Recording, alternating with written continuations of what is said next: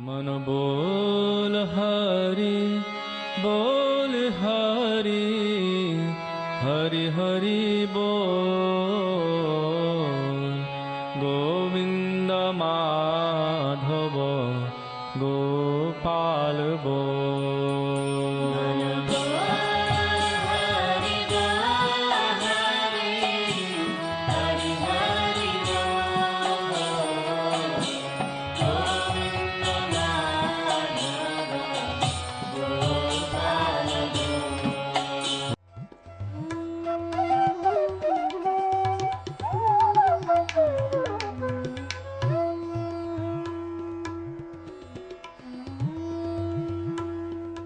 ओम विष्णुपाद अष्टोत्तर श्री श्रीमद् भक्ति वेदांत नारायण गोस्वामी महाराज जी का शुभ आविर्भाव सन 1921 में बिहार के बक्सर जिले में मौनी अमावस्या के दिन अर्धरात्रि में हुआ था। प्रारंभ से ही इनकी धर्म में रुचि थी। बचपन में ही उन्होंने गीता रामायण आदि का अध्ययन किया था। संसार से अत्यंत तीव्र वैराग्य होने के कारण 25 वर्ष की आयु में ही वे गृहस्थ जीवन त्याग कर मठ में निवास करने लगे। सन 1946 में उन्होंने नित्य लीला प्रविष्ट ओम विष्णुपाद श्री श्रीमद् भक्ति प्रज्ञान केशव गोस्वामी महाराज जी से विधिवत दीक्षा प्राप्त की तथा सन 1954 में संन्यास ग्रहण किया। मथुरा में निवास करते हुए अपने गुरु की आज्ञा तथा कृपा से अनेक ग्रंथों का हिंदी भाषा में अनुवाद किया है। इनके प्रमुख ग्रंथ हैं श्रीमद् भगवद गीता, गीत गोविंद, जैव धर्म, वेणु गीत, भजन रहस्य, ब्रजमंडल परिक्रमा, श्री श्री वृहद भागवतामृतम। इन सभी ग्रंथों का English, Spanish, Dutch, French, German, Russian, Italian, Portuguese, Chinese आदि विश्व की अनेक भाषाओं में अनुवाद हो रहा है। लगभग पिछले 60 वर्षों से श्रील भक्ति वेदांत नारायण गोस्वामी जी महाराज ने भारत एवं विश्व के सभी प्रमुख देशों में शुद्ध भक्ति का प्रचार किया, अर्थात भक्ति योग की शिक्षा प्रदान की। श्रील गुरुदेव के भक्ति प्रचार कार्य से प्रोत्साहित होकर अमेरिका के ह्यूस्टन के मेयर द्वारा श्रीमान लीपी ब्राउन ने 31 मई सन 2003 को इन्हें ऑर्डिनरी सिटीजनशिप एवं गुडविल एम्बेसडर के सम्मान से विभूषित किया। सन 2003 में ध्वजाचार्य पीठ तथा विश्व धर्म संसद ने श्रील गुरुदेव को कृष्ण भक्ति, विश्व भर में सनातन धर्म के प्रचार प्रसार तथा ब्रजमंडल के संरक्षण एवं पुनरुद्धार हेतु अनेक अथक प्रयासों के लिए योगाचार्य की उपाधि से सम्मानित किया। इस प्रकार संपूर्ण विश्व में प्रेम धर्म का प्रचार प्रसार करते हुए श्रील भक्ति वेदांत नारायण गोस्वामी जी महाराज ने 29 दिसंबर 2010 को श्री जगन्नाथपुरी में अपनी भौम लीला को संवरण किया। वे अपनी दिव्य शिक्षाओं में और अपने निष्कपट आश्रित जनों के हृदय में सर्वदा विराजमान हैं। सबसे पहले मैं अपने गुरुदेव नित्य लीला प्रविष्ट ओम विष्णुपाद अष्टोत्तर परिवर्जिकाचार्य श्री श्रीमद् भक्ति वेदांत नारायण गोस्वामी महाराज जी के चरणों में प्रणाम करता हूँ। नित्य लीला प्रविष्ट ओम विष्णुपाद अष्टोत्तर परिवर्जिकाचार्य श्री श्रीमद् भक्ति वेदांत स्वामी शिला प्रभुपाद के चरणों में प्रणाम करता हूँ। परम गुरुदेव नित्य लीला प्रविष्ट ओम विष्णुपाद अष्टोत्तर परिवर्जिकाचार्य श्री श्रीमद् भक्ति प्रज्ञान केशव गोस्वामी महाराज जी के चरणों में प्रणाम करता हूँ और अपनी पूरी गुरु परंपरा के चरणों में प्रणाम करता हूँ। आप सब भक्तों का, श्रोताओं का इस कार्यक्रम में स्वागत है। हम पिछले कुछ कार्यक्रम हफ्तों में हमने रूप गोस्वामी के एक ग्रंथ उपदेशा अमृत के ऊपर चर्चा कर रहे हैं और उस ग्रंथ में भी जो सबसे पहला श्लोक है उसके ऊपर हम कुछ चर्चा कर रहे हैं। जो हमने गुरु वैष्णवों से सुना है उसी बात को हम उस चर्चा को लेके आपके सामने आए हैं। इसमें कहा है वाच वेगम मनसा क्रोध वेगम जीवा वेगम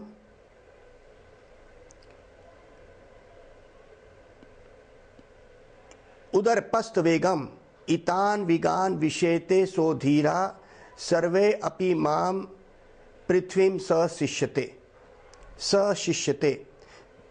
जो व्यक्ति ये 6 अपने वेग जो अंदर से उत्तेजनाएं होती हैं इसके ऊपर काबू करता है वो ही इस पूरे पृथ्वी में शिष्य बनाने योग्य है। जैसे कि हम कहते आए हैं कि हम लोग किसी को गुरु कहेंगे तो उसमें ये गुण हमें देखने चाहिए, किसी को हम साधु भी कहेंगे तो उसमें ये 6 गुण होने ही चाहिए कम से कम। यहाँ पे कुछ भक्ति की बात ना करके उन्होंने ये लक्षण बताए हैं जो एक साधु में होने चाहिए। वाच वेगम, जिसका हम कई बार बखान कर चुके हैं, बोलना, उसको अपने बोलने में संयम होना चाहिए। किस तरह का संयम? योगी और ब्रह्मवादी लोग तो योग में जाके बोलते हैं मौन हो जाओ, लेकिन हमारा वैष्णव सिद्धांत कहता है कि इस बोली को भगवान के लिए कहो। तो असली में वाच वेगम, ये जो बोलने की जो वेग उत्तेजना है, इसको सिर्फ हमने दिशा देनी है भगवान के गुणगान में। इसको कहेंगे वाच वेगम। अपनी बोली को संयम में कैसे करना है? सिर्फ दिशा दे के भगवान के गुणगान करने हैं। मनसा क्रोध वेगम, ये 2 वेग और बताए। मनसा मतलब मन का भी वेग है, मन हमेशा उत्तेजित होके कई दिशाओं में भागता है। तो कहते हैं कि संतों के संग में आके इस मन में जो विचार हैं वो कृष्णा के या भगवान के होने चाहिए। इस तरह से मन का वेग भी संयम में आ जाएगा। और क्रोध वेगम, जिसका हम कल बखान कर चुके हैं, जो क्रोध है उसको हमें भगवान की सेवा में कैसे डालना है, जैसे हनुमान जी ने डाला।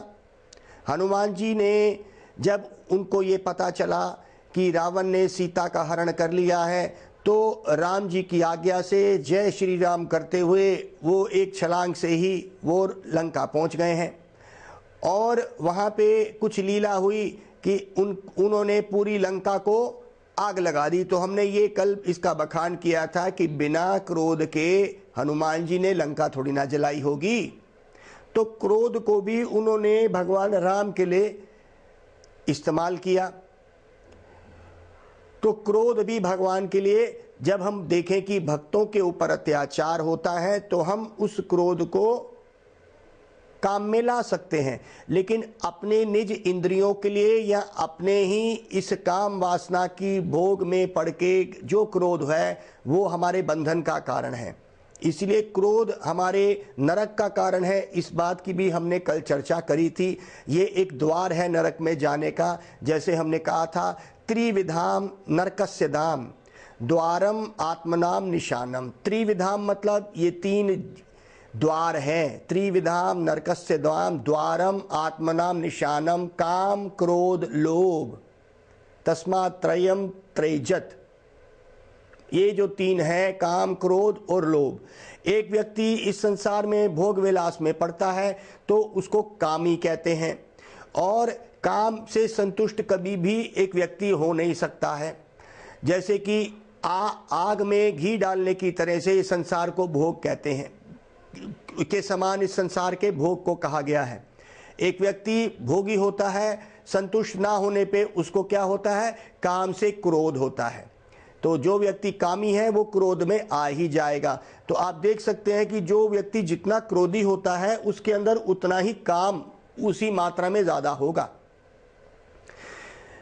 यहाँ पे हमने अब 3 ऐसे वेगों का पिछले कुछ बातें हमने ऐसी करी हैं कुछ हफ्तों से, जिसमें वाच वेगम, मनसा और क्रोध वेगम। आज हम चर्चा करते हैं जीवा वेगम। जीव अर्थात ये जबान, ये सबसे ज़्यादा लोभी है और ये हमारे बस में नहीं आती है। ये कुछ भी लालच से खाने के लिए इसकी इच्छा रहती है हमेशा, और ये इस संसार में हमें कुछ भी खिलाने को तैयार रहती है। इसीलिए इसके वेग को, इसकी उत्तेजना को रोकना ज़रूरी है। कहते हैं क्योंकि ये ज़बान कुछ भी खाने को तैयार है, इसका नियंत्रण में लाना बहुत ज़रूरी है अगर एक व्यक्ति इस संसार में आध्यात्मिक जीवन में आगे बढ़ना चाहता है। तो हमारे शास्त्रों में कहा गया है कुछ चीज़ें वर्जित हैं भगवत गीता में, जो नहीं हमें सेवन करना चाहिए।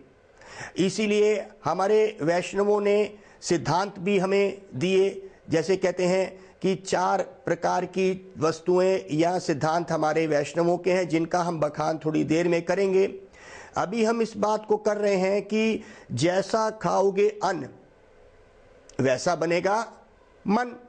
तो अगर आपका आध्यात्मिक बनाना है या कृष्ण की तरफ मोड़ना है, तो आप कैसा अन्न या आहार पा रहे हैं इसके ऊपर बहुत निर्भर करता है।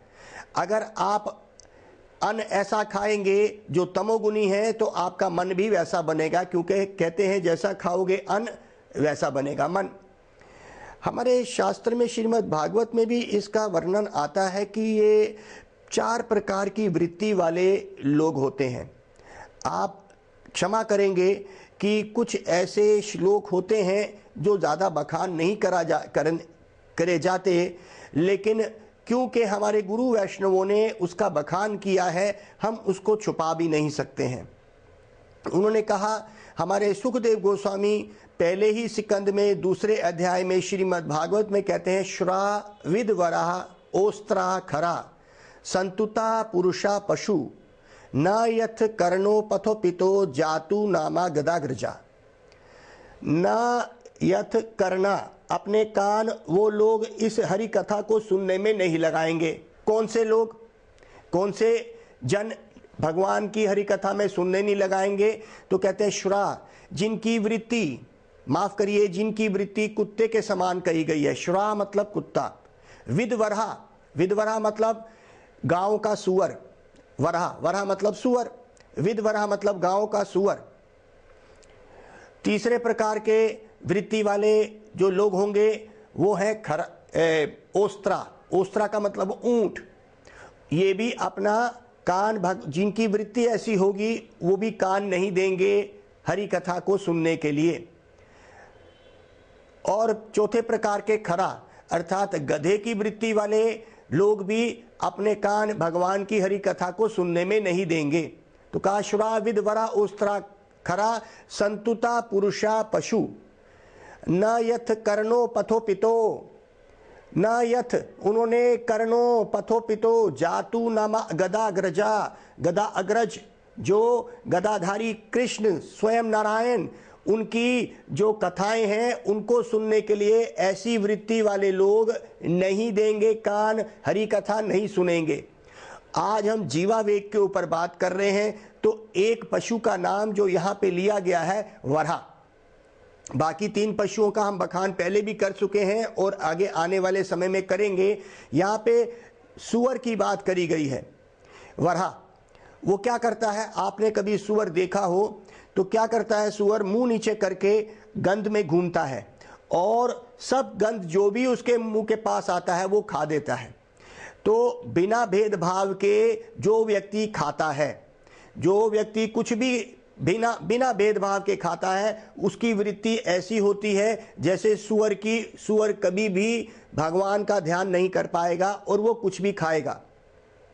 इसी तरह से यहाँ पे एक और बात कही गई है कि जो व्यक्ति इस संसार में बहुत ज़्यादा अपना वफादारी दे देगा, उसके पास भी समय भगवान के लिए नहीं होगा। उसी तरह से ऊंट का भी, ओस्त्रा मतलब ऊंट और खरा मतलब गधा। गधा मतलब जो व्यक्ति गधे की वृत्ति के समान सुबह से शाम तक मेहनत करता है, वो ये भूल जाता है कि खानी तो 2 वक्त की रोटी है, और गधे की तरह मेहनत करने पे वो सुबह से शाम तक दौड़ता है और भूल जाता है कि ये जीवन छोटा है। तो जो लोग ऐसी वृत्ति वाले हैं, बहुत मेहनत सुबह से शाम तक ही करते रहेंगे, भाई हमने तो बहुत मेहनत करनी है, कभी पूछा जाए जीवन छोटा है, इस बात पे वो नहीं मानेंगे, क्योंकि उनकी वृत्ति वैसी ही है। तो हमें ध्यान रखना है कि ऐसी वृत्ति ना बनाएं जिसमें कि हम भगवान को भूल जाएं। ऐसे लोग जो ऐसी वृत्ति रखते हैं वो भगवान के मार्ग में चलने में वो आगे नहीं बढ़ सकते हैं। तो यहाँ पे जो सुअर की बात करेगी, बिना भेदभाव के हमें नहीं खाना है। भगवान ने बहुत अच्छी तरह बताया है कि हम भगवान को क्या अर्पण कर सकते हैं। भगवान को अर्पण करके ही भोग हम ग्रहण करेंगे। तो पहला तो बोला गया कि हमने क्या अर्पण करना है। तो कहते हैं भाई ये 4 नियम हमारे गुरुवरों ने हमें दिए। पहला दिया कि किस मीट, मच्छी, अंडा का सेवन और प्याज और लहसुन, इन वस्तुओं का हमें सेवन नहीं करना। पहला, किसी प्रकार का नशा नहीं करना, किसी प्रकार का जुआ नहीं खेलना, और पराई स्त्री से संबंध किसी प्रकार का भी नहीं रखना। अर्थात पराई स्त्री को संबंध नहीं रखना और स्त्री को भी किसी पराये मर्द से संबंध नहीं रखेंगे। ये 4 तो हमारे नियम हैं जिसको हमारे स्वामी प्रभुपाद ने बहुत सुचारू और अच्छे रूप से उन्होंने कहा कि अगर हम ये 4 नियम का पालन करेंगे तो ही हम आध्यात्मिक जीवन में आगे बढ़ सकते हैं। तो यहाँ पे कहा गया कि मीट, मच्छी, इन सब का सेवन, शराब का सेवन हम नहीं करेंगे, प्याज लहसुन तक का भी हमें सेवन नहीं करना। पहला तो जहाँ तक उन्होंने कहा तो ये ज़बान को इन चीज़ों से अगर आसक्ति है भी तो पहले छोड़नी पड़ेगी। अगर हम नहीं करेंगे तो हम आगे आध्यात्मिक जीवन में नहीं बढ़ सकेंगे। और ऐसा व्यक्ति जो इनमें है उसको कोई अधिकार नहीं है कि वो अपने आप को अपने शिष्य बनाए। आज हम देखते हैं कि यहाँ पे तो चाय और कॉफ़ी के बारे में भी मना करा गया है। चाय में क्या होता है बताइए? कैफीन होता है। कॉफ़ी में भी कैफीन होता है, एक तरह का नशा है। हमने देखा गुरु तो बन बैठते हैं लेकिन चाय और कॉफ़ी का भी सेवन चल रहा है। नशे तो हमने किसी प्रकार के भी इस शरीर को नहीं देने हैं। चाय और कॉफ़ी में ये कैफीन का नशा है। आप देख लीजिए, सुबह आप उठेंगे, आपकी नींद नहीं खुलेगी जब तक आपके अंदर चाय का प्याला नहीं जाएगा। आप बाथरूम नहीं जाएंगे, आप थोड़ी देर में फिर चाय मांगेंगे, नहीं तो नींद आनी शुरू हो जाएगी। ये एक लेवल जो हमारे खून में होता है कैफीन का, वो जब नीचे आता है हमें सुस्ती आती है, हम फिर से वही चाय पिएंगे। हमारे यहाँ पे कहा गया है कि एक सत्वगुण में ही रह के हम भगवान का भजन कर सकते हैं। खासकर ये देखा गया है जो व्यक्ति गुरु बन गए हैं, अगर वो इन चीज़ों का, इन नशीले पदार्थों का, नशीले पदार्थ सिर्फ शराब या ऐसे नहीं है, या शराब हो या अफीम, चरस, गांजा, ये तो नशे हैं ही, लेकिन ये चाय और कॉफ़ी का भी ये नशा जो है ये भी हमें भगवान के मार्ग में चलने में रोक आती है। इसमें हमारे स्वामी प्रभुपाद तो यहाँ तक थे कि उन्होंने तो अपना घर भी इस बात पे छोड़ दिया था। एक और कथा है जिसमें स्वामी जी की पत्नी जो है वो चाय पीती थी और स्वामी जी इतने बड़े भगवान के भक्त, ये भगवान की लीला है और भक्तों की लीला है।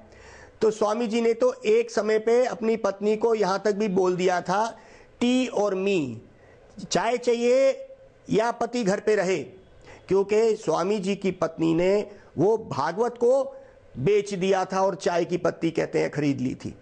इस बात पे भी हमारे, तो ये भक्तों की लीला है, ये आम भक्त की बात नहीं कर रहे हम, एक नित्य सिद्ध परिकर की बात कर रहे हैं जो शक्तियावेश भगवान की शक्ति लेके आए और उन्होंने घर घर में हरे कृष्ण महामंत्र का आंदोलन किया। वो इस बात पे बड़े पक्के रहे कि आध्यात्मिक मार्ग तलवार की धार पे चलने वाली बात है। तो चाय की बात जहां तक हुई, आम व्यक्ति नहीं समझ पाता इस बात को, लेकिन उसमें नशा है, इस बात को हम माने, और वैसे भी शरीर के लिए ये इतना लाभकारी है ही नहीं। तो यहां पे आप ये देख लीजिए, एक सर्वे हुआ था बंबई जेलों में, बॉम्बे के जेलों में एक सर्वे हुआ था आज से कोई लगभग 15-20 साल पहले। उसमें उन्होंने देखा कि जितने भी कैदी जेल में हैं 90% वो नॉन वेजिटेरियन हैं, मीट मच्छी का सेवन करते हैं। कहीं ना कहीं उनको एक ऐसी उत्तेजना या गर्मी उनके हृदय में रही कि उन्होंने कानून तोड़ डाला। तो ज़्यादातर लोग जो ऐसे मीट मच्छी का सेवन करते हैं वो ऐसे उत्तेजनाओं में रहेंगे, ऐसी बात कर सकते हैं जो कानून भी टूट सकता है। 90% लोग जो जेल में हैं थे वो सर्वे में वो मांसाहारी थे। इन बातों से हमें पता चलता है मन को शांत करने के लिए जीव का वेग जो है, अर्थात जीव का जो स्वाद, सिर्फ हमें क्या देना है इस बात को भी समझेंगे। हमारे भक्ति सिद्धांत सरस्वती ठाकुर तो कहते हैं जीव, उदर मतलब पेट, और लिंग, ये तीनों ही एक लाइन में है। जो व्यक्ति अपनी जीभ को अपने बस में नहीं कर सकता, अनकंट्रोल्ड उसकी अगर जबान है और पेट को भरते रहता है हर चीज से, उसका लिंग, लिंग मतलब जेनिटल्स, मैथुन, उसका बस में नहीं होगा। ऐसे व्यक्ति से सावधान रहेंगे। ये हमारे शास्त्र हैं, हमारे भक्ति सिद्धांत सरस्वती ठाकुर का ये कहना है। आप मानिए या नहीं मानिए, ये हमारे हिंदू धर्म का, सनातन धर्म के कुछ ऐसे उपदेश हैं। तो हमें ऐसे व्यक्ति को ही गुरु बनाएंगे जिनके ये वेग, उनके उत्तेजनाएं, उनके संयम में है। तो ये बाहरी लक्षण है कि अगर वो कैसा आहार कर रहा है, अगर वो इन आहारों पे आराम से चल रहा है तो उसका लिंग भी उसके बस में नहीं रहेगा। इस बात को हम बड़े अच्छी तरह समझेंगे। हमारे भगवत गीता में भी इस बात का वर्णन है। वहां पे ये कहा गया, कहते हैं पत्रम पुष्पम फलम तोयम, 9वें अध्याय का 26वां श्लोक है भगवत गीता का। पत्रम पुष्पम फलम तोयम यो मे ना भक्त्या प्रयच्छति तद अहम भक्त्या उपाहर्तम अश्रणानि प्रयतात्मना। उन्होंने कहा, भगवत गीता में अर्जुन को संदेश देते हुए कृष्ण ने क्या कहा? पत्रम, पत्रम मतलब पत्ते, सब्जियां, पत्रम पुष्पम, पुष्पम मतलब जैसे गोभी का फूल, बंद गोभी, इस तरह के फूल, ये हम अर्पण कर सकते हैं। साग, पत्ते मतलब साग। पत्रम पुष्पम फलम, हर प्रकार का फल हम भगवान को अर्पण। तोयम, तोयम मतलब दूध या पानी, पानी होता है, दूध, जितनी भी दूध से बने हुए पदार्थ, ये सब हम भगवान को अर्पण कर सकते हैं। यो मे ना भक्त्या प्रयच्छति, भक्त्या, मेरा भक्त अगर मुझे देगा तो मैं उसको प्यार से ले लेता हूं, ग्रहण करता हूं। यहां पे ये आता है कि भगवान ग्रहण कैसे कर रहे हैं, तो क्या अगर भक्त दे रहा है तो भगवान ग्रहण करेंगे, प्रेम की बात है यहां पे। नहीं तो भगवान को किसी चीज की कमी नहीं है भाई, वो हमारे प्रेम के भूखे हैं। तो कहते हैं कि जो भक्त भगवान को प्रेम से अर्पण करता है। देखिए एक कथा आती है विदुरानी की। विदुर जी थे, श्रीमद् भागवत में कथा आती, जैसे वो 3 भाई हैं, धृतराष्ट्र, पांडु और विदुर। ये 3 भाई हैं ना, जो पांडु हैं उनके पुत्र हैं 5 पांडव, और धृतराष्ट्र उनके कौरव हैं, और दुर्योधन सबसे बड़ा लड़का है, 100 भाई हैं उसके। ये बात श्रीमद् भागवत में आती है। विदुर जी एक भगवान के भक्त ही हैं और उनकी पत्नी भी भगवान की भक्त है। एक दिन कृष्ण विदुरानी के घर चले गए और विदुरानी उनको देख के बहुत ही आनंदित हो गई और वो भूल गई अपने आप को, और उस आनंद में कृष्ण को उसने क्या किया, चारों तरफ देखा, उसके हाथ में केले आ गए। उसने क्या किया, केले के छिलके छीलने लगी, केले फेंक दिए नीचे और केले देने लग गई, केले के छिलकों को। और कृष्ण केले के छिलके इतने सुंदर रूप में खा रहे हैं, और बीच में ही जब ये लीला चल रही है विदुर जी आ गए। विदुर जी ने देखा, अरे ये विदुरानी क्या कर रही है, मेरी पत्नी ये क्या कर रही है कि कृष्ण स्वयं आए हैं, भगवान हैं, और उनको केले के छिलके खिला रही है। जैसे ही विदुर ने कुछ बोलने लगे तो कृष्ण ने उनको इशारा कर दिया। विदुर फिर भी नहीं रुक पाए। तब जब विदुरानी को विदुर ने बोला कि ये तुम क्या कर रहे हो, घर में आए हो स्वयं भगवान, उनको केले के छिलके खिला रहे हो, तब एकदम विदुरानी बड़ी हैरान हो गई, अरे मैंने ये क्या कर दिया। तब वो केले खिलाने लगी। जब विदुर जी ने स्वयं केले खिलाए तो कृष्ण ने बोला, जो मजा मुझे उन केले के छिलकों में आ रहा था, इन केलों में भी नहीं आ रहा है। अर्थात जिस भाव से विदुरानी मुझे खिला रही थी वो भाव मैं ले रहा था। तो यहां पे इस बात को हम समझेंगे कि जब महाभारत का युद्ध होने लगा तो दुर्योधन ने बहुत तरीके से कृष्ण को अपनी तरफ खींचा और 56 भोग तैयार करे थे। 56 भोग कि कृष्ण को किसी तरह से हम भोग खिलाएंगे तो कृष्ण हमारी तरफ हो जाएंगे। लेकिन विदुरानी के केले उनको अच्छे लगे। दुर्योधन के घर वो 56 भोग लेने नहीं गए, क्योंकि दुर्योधन कपटी था और उसका भाव ठीक नहीं था। हाँ, अगर भाव हमारा ठीक हो, प्रेम से अगर हम कृष्ण को अर्पण करेंगे तो वो जरूर ग्रहण करते हैं। तो हमारे यहाँ पे 4 नियम के जो पालन में हमने कहा, मीट मच्छी का और अंडा, प्याज, लहसुन, यहाँ तक कि किसी प्रकार का नशा दूसरे में, जैसे शराब और चाय कॉफी, ये सब नशे हैं। हमारे इस मार्ग में, वैष्णव मार्ग में लोग कम इसीलिए आते हैं। किस लिए? क्योंकि हम इन बातों को बहुत साफ सुथरी तरह रख देते हैं कि आध्यात्मिक मार्ग में अगर आगे बढ़ना है, अगर नहीं बढ़ना है तो चले जाइए, आपको ऐसे गुरु मिल जाएंगे जो कोई सिद्धांत नहीं देंगे, आप भगवान का नाम लीजिए, जैसे भी आप कर रहे हैं करते रहिए। तो वो सिर्फ उनका मकसद कुछ और होगा, उनका मकसद आपकी आत्मा को शुद्धि का नहीं होगा। स्वामी प्रभुपाद, जिन्होंने हरे कृष्णा आंदोलन पूरी दुनिया में फैला दिया, उन्होंने कहा, स्वामी जी आपके पास लोग बड़े कम आते हैं, क्या बात है? तो उन्होंने कहा, देखो हम खरी चीज बांटते हैं, खरी। एक सोनार की दुकान पे ज्यादा भीड़ नहीं होगी कभी भी, लेकिन बनावटी आर्टिफिशियल ज्वेलरी की दुकान में भीड़ें मच सकती हैं, लेकिन जो खरा सोना या हीरे बेच रहे हैं उसमें भीड़ें नहीं होंगी। तो याद रखो, हम खरा सोना और हीरा बेच रहे हैं, ये सनातन धर्म को हमने किसी प्रकार से भी कुछ डाइल्यूट नहीं किया, इसको हमने गाढ़ा ही रखा। इसलिए ये वैष्णव सिद्धांत जो है, हो सकता है कि हमारे साथ आने वाले लोग कम हो, इन बातों को नहीं माने, लेकिन अगर वो सच में ही हृदय से अपने धर्म को मानना चाहते हैं तो पहले नशे दूर करने पड़ेंगे। ये दूसरा, तो जबान को किसी प्रकार का नशा, मीट मच्छी का सेवन नहीं होना है, उससे हरि नाम नहीं निकलेगा। तीसरे प्रकार का, किसी प्रकार से भी हमने पराई स्त्री का संबंध नहीं करना है और किसी प्रकार की भी सट्टेबाजी नहीं करनी है।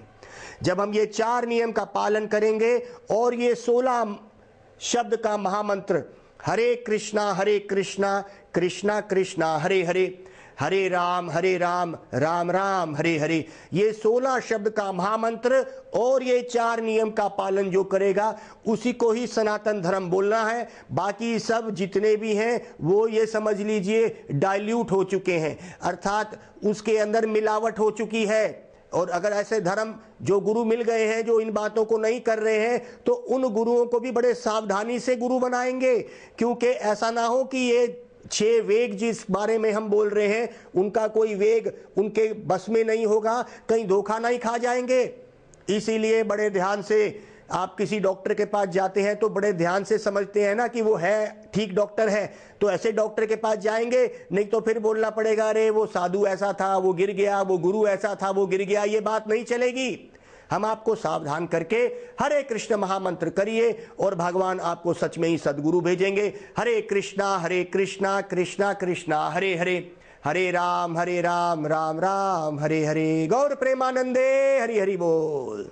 मन बोल हरि बोल हरि, हरि हरि बोल,